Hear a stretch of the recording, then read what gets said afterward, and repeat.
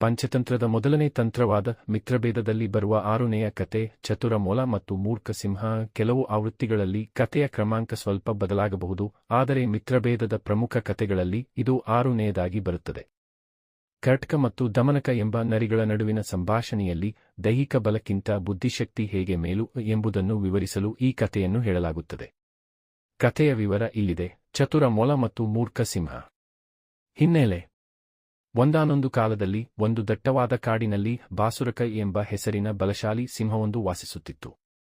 ಅದು ಪ್ರತಿದಿನ ಕಾಡಿನಲ್ಲಿದ್ದ ಅನೇಕ ಪ್ರಾಣಿಗಳನ್ನು ಮನಬಂದಂತೆ ಕೊಂದು ತಿನ್ನುತ್ತಿತ್ತು. ಇದರಿಂದ ಭಯಭೀತವಾದ ಪ್ರಾಣಿಗಳೆಲ್ಲ ಒಂದೆಡೆ ಸೇರಿ ಚರ್ಚಿಸಿ ಸಿಂಹದ ಬಳಿ ಹೋಗಿ ಒಂದು ಒಪ್ಪಂದ ಮಾಡಿಕೊಂಡವು. ಮಹಾರಾಜ, ನೀವು ಹೀಗೆ ಪ್ರಾಣಿಗಳನ್ನು ಕೊಲ್ಲುತ್ತಾ ಹೋದರೆ ಕಾಡು ಬರಿದಾಗುತ್ತದೆ. ಅದರ ಬದಲು ನಾವೇ ಪ್ರತಿದಿನ ಒಬ್ಬೊಬ್ಬರಂತೆ ನಿಮ್ಮ ಆಹಾರಕ್ಕಾಗಿ ಬರುತ್ತೇವೆ ಎಂದು ಬೇಡಿಕೊಂಡವು. ಸಿಂಹವು ಗರ್ವದಿಂದಲೇ ಅದಕ್ಕೆ ಒಪ್ಪಿತು. ಬುದ್ಧಿವಂತ ಮೊಲದ ಸರದಿ. ಹೀಗೆ ಪ್ರತಿದಿನ ಒಂದೊಂದು ಪ್ರಾಣಿ ಸಿಂಹಕ್ಕೆ ಆಹಾರವಾಗಿ ಹೋಗುತ್ತಿತ್ತು. ಒಂದು ದಿನ ಒಂದು ಚಿಕ್ಕ ಹಾಗೂ ಬುದ್ಧಿವಂತ ಮೊಲದ ಸರದಿ ಬಂತು. ಆ ಮೊಲವು ಸಾಯಲು ಇಷ್ಟವಿಲ್ಲದೆ ಸಿಂಹವನ್ನು ಕೊಲ್ಲಲು ಒಂದು ಉಪಾಯವನ್ನು ಯೋಚಿಸುತ್ತಾ ನಿಧಾನವಾಗಿ ಕಾಡಿನಲ್ಲಿ ಹೆಜ್ಜೆ ಹಾಕುತ್ತಿತ್ತು. ದಾರಿಯಲ್ಲಿ ಒಂದು ಆಳವಾದ ಬಾವಿಯನ್ನು ನೋಡಿ ಅದರೊಳಗೆ ಇಣುಕಿ ತನ್ನ ಪ್ರತಿಬಿಂಬವನ್ನು ಕಂಡಿತು. ತಕ್ಷಣ ಅದರ ತಲೆಯಲ್ಲಿ ಒಂದು ಅದ್ಭುತ ಉಪಾಯ ಹೊಳೆಯಿತು. ಸಿಂಹ ಮತ್ತು ಮೊಲದ ಭೇಟಿ. ಸಿಂಹದ ಗುಹೆಯ ಬಳಿ ಮೊಲ ತಲುಪುವಾಗ ಬಹಳ ತಡವಾಗಿತ್ತು.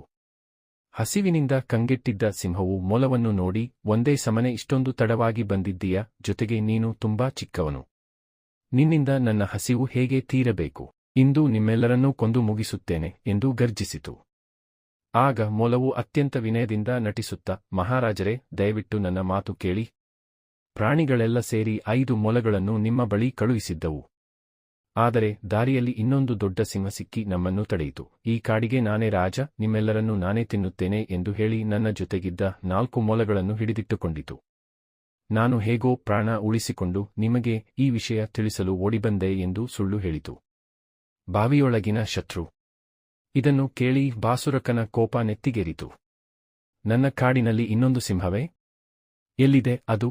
ಈಗಲೇ ಅದನ್ನು ನನಗೆ ತೋರಿಸು, ಅದನ್ನು ಸಂಹರಿಸುತ್ತೇನೆ ಎಂದು ಅಬ್ಬರಿಸಿತು. ಮೊಲವು ಸಿಂಹವನ್ನು ಕಾಡಿನಲ್ಲಿದ್ದ ಆಳವಾದ ಬಾವಿಯ ಬಳಿ ಕರೆತಂದು, ಮಹಾರಾಜರೇ, ಆ ದುಷ್ಟ ಸಿಂಹ ಈ ಕೋಟೆಯೊಳಗೆ ಬಾವಿಯೊಳಗೆ ಅಡಗಿ ಕುಳಿತಿದೆ, ನೀವೇ ನೋಡಿ ಎಂದು ಬಾವಿಯೊಳಗೆ ತೋರಿಸಿತು. ಬಾಸುರಕ ಬಾವಿಯೊಳಗೆ ಇಣುಕಿ ನೋಡಿದಾಗ ನೀರಿನಲ್ಲಿ ತನ್ನದೇ ಮುಖದ ಪ್ರತಿಬಿಂಬ ಕಂಡಿತು. ಅದು ಬೇರೊಂದು ಸಿಂಹವೆಂದೇ ಭಾವಿಸಿದ ಬಾಸುರಕ ಶತ್ರುವನ್ನು ಹೆದರಿಸಲು ಜೋರಾಗಿ ಗರ್ಜಿಸಿತು. ಬಾವಿಯಿಂದ ಅದೇ ಶಬ್ದ ಮತ್ತಷ್ಟು ಜೋರಾಗಿ ಮಾರ್ದನಿಸಿ ಬಂತು.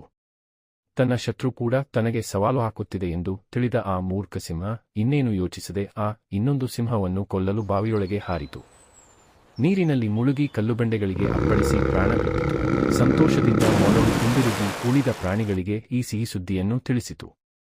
ಅಂದಿನಿಂದ ಕಾಡಿನ ಪ್ರಾಣಿಗಳೆಲ್ಲವೂ ನೆಮ್ಮದಿಯಿಂದ ಜೀವಿಸಿದವು. ನೀತಿ ಮೊರಲ್: ಉಪಾಯ ಬಲ್ಲವನಿಗೆ ಅಪಾಯವಿಲ್ಲ. ಎಷ್ಟೇ ದೊಡ್ಡ ದೈಹಿಕ ಬಲವಿದ್ದರೂ ಕಷ್ಟದ ಸಮಯದಲ್ಲಿ ಬಳಸುವ ತೀಕ್ಷ್ಣವಾದ ಬುದ್ಧಿಶಕ್ತಿಯೇ ನಿಜವಾದ ಬಲ.